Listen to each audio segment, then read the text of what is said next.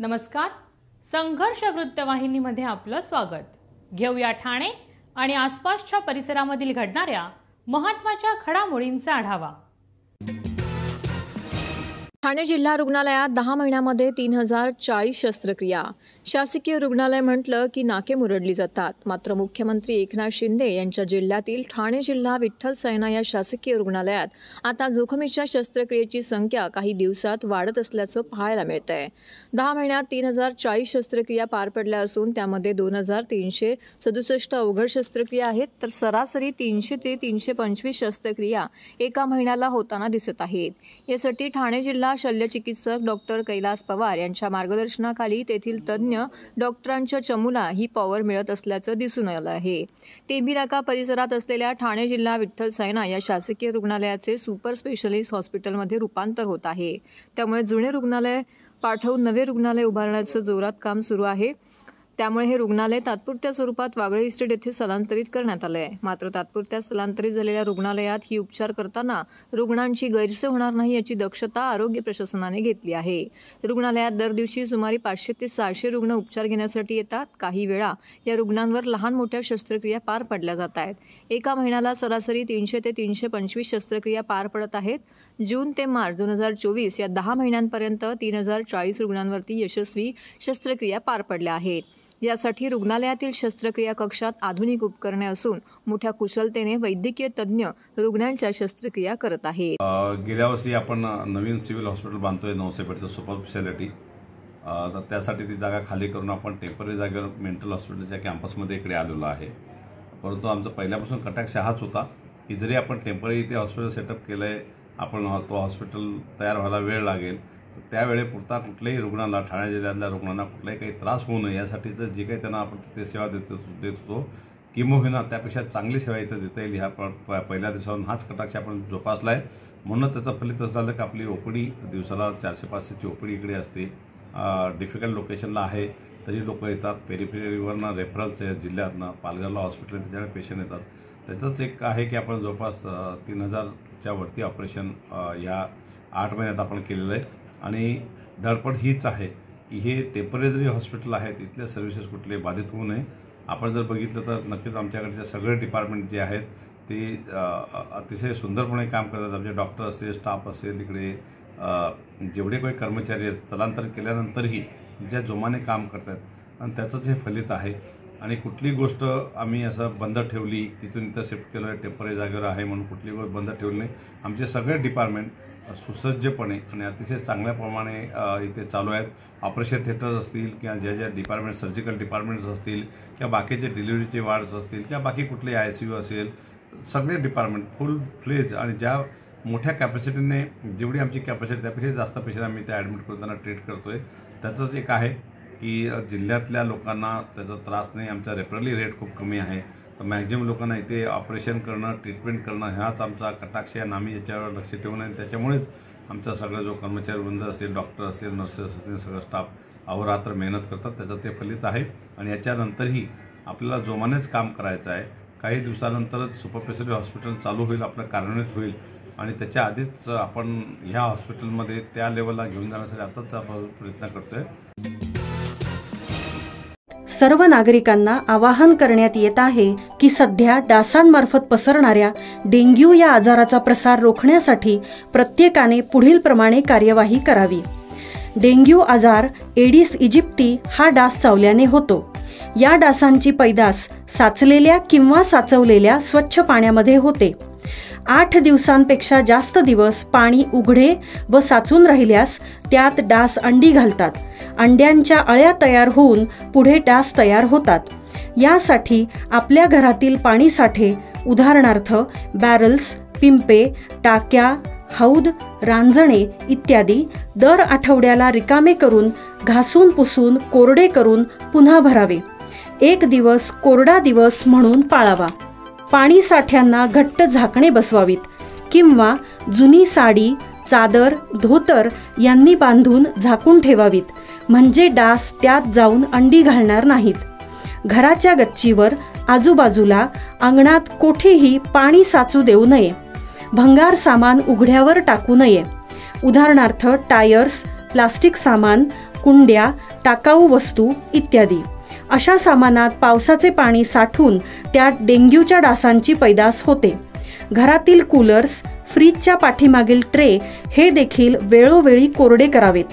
लक्षात ठेवा, नुसत्या फवारणीने डास घनता कमी होत नाही, तर त्यासाठी डास पैदास ठिकाणे नष्ट करणे ही आपल्या सर्वांची जबाबदारी आहे.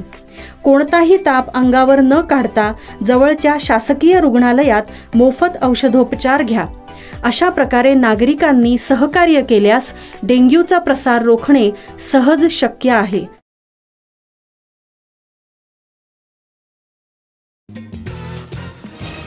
जांभळी नाका चैत्र नवरात्र उत्सवात उत्तर भारतीय समाजातील उल्लेखनीय काम करणाऱ्या मान्यवरांचा सत्कार. आनंद चॅरिटेबल ट्रस्टच्या वतीने आयोजित होत असलेल्या जांभळी नाका येथील शिवाजी मैदान चैत्र नवरात्र उत्सव 2024 भक्ती व कला महोत्सवाच्या तिसऱ्या दिवशी आंतरराष्ट्रीय लोकगायक रवींद्रसिंह ज्योती व लोकगायक मुकेश त्रिपाठी, लोकगायिका रागिणी प्रजापती यांचा गाण्यांचा कार्यक्रम आयोजित करण्यात आला होता.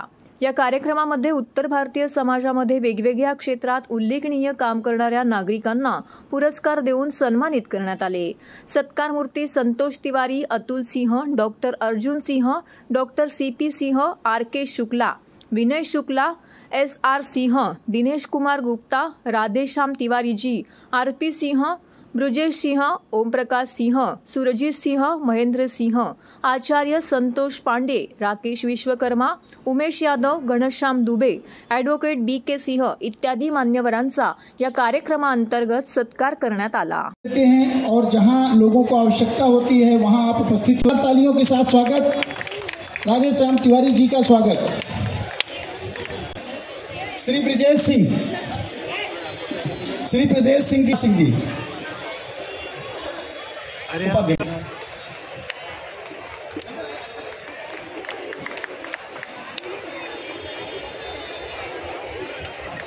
और करणी सेना के सचिव हैं, राष्ट्रीय सचिव हैं, सुरजीत सिंह का स्वागत. आचार्य संतोष पांडे जी, उमेश यादव जी, इसके बाद उमेश यादव जी. वो अपना जीवन व्यतीत कर रहे हैं.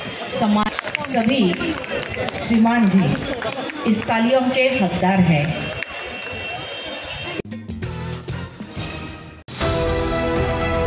TJSB सौर शक्ती कर्ज, गो ग्रीन, करा वीज बिलावर बचत. आकर्षक व्याजदर, 84 महिने परतफेड कालावधी, 80% लोन, व्यावसायिक आणि उद्योजकांकरता सुद्धा. अधिक माहितीसाठी तुमच्या जवळच्या शाखेला भेट द्या किंवा संपर्क साधा. 1800-223-466 आणि 1800-266-3466.